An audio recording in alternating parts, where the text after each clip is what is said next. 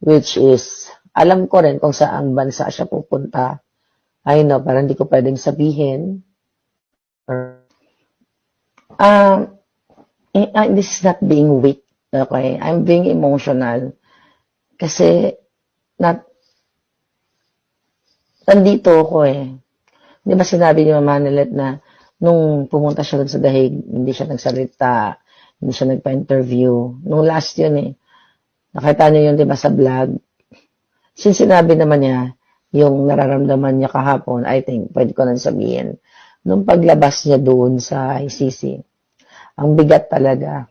Kinuwento ko niya sa amin na nagla-last will si Pangulong Duterte. Nagbibigay ng mga huling habilin or something. At sabi naman niya, okay siya. Pero I think, I don't know. I mean, only God knows. Only God knows.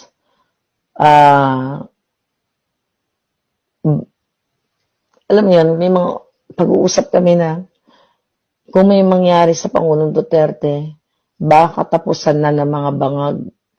Pero kailangan pa bang may magbuwis ng buhay para matapos yung mga bangag? Kailangan pa bang